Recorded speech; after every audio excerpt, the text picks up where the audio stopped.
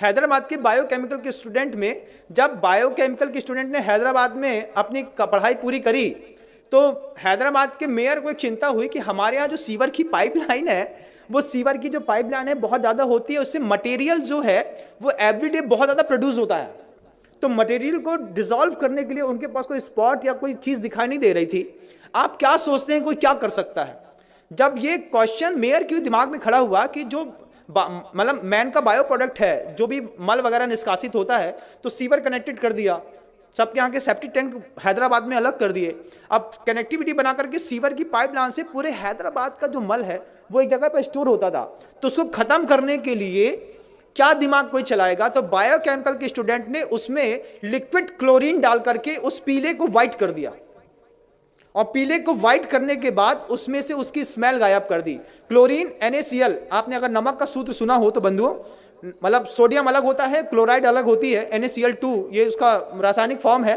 और जहां हम रहते थे पहले HGM, वहां पे Hukumchand jute mill and industries, और मतलब नमक से क्लोरीन बनाने का प्रोसेस वहीं पे होता था। लिक्विड क्लोरीन होती है, पाउडर फॉर्म में क्लोरीन होती है, गैस फॉर्म में क्लोरीन होती है, और सब अलग अलग चीज़ों में काम आती है। जो बांस के पेड़ होते हैं उसको साफ करने के लिए लिक्विड क्लोरीन काम आती है, जिससे आपका पेपर बनता है और जो बिल्कुल वाइट हो जाता है।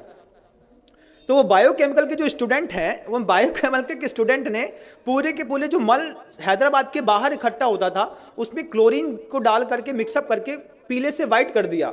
फिर जो वो पूरा एक पेस्ट के रूप में था उसको ड्रायर में डाल करके सुखा दिया, उसका पाउडर फार्मिंग कर दी। और सबसे बड़ी बात तो ये है कि कानपुर की गुटखा फैक्ट्रियों में बेच करके, बड़ी बड़ी कंपनियों के गुटकों में पैक होकर के वो मल लोगों को पाउच में अंदर तक खिला दिया। ये ज्ञान के दुरुपयोग का युग है बंधुओं। आपको आश्चर्य होगा, लगता है ना कि हम जिस कंपनी का गुटखा खाते हैं ये तो बहुत फ्रेश है और बढ़िया है।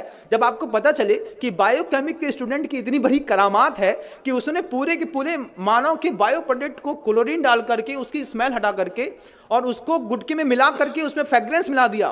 फ्रेग्रेंस का कारोबार कितना बड़ा है कभी आप सोच भी नहीं सकते, कुछ नहीं सोच सकते। और आपको तो खुलती साथ ही खुशबू आती है, तेज स्मेल।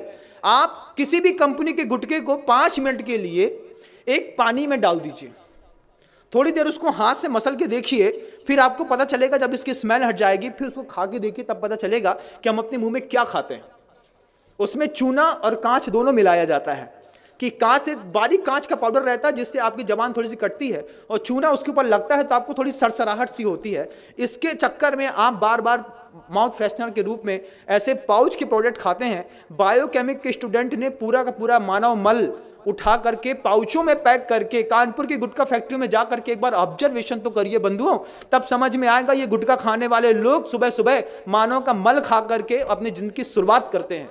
ये बायोकेमिक के स्टूडेंट का कमाल है।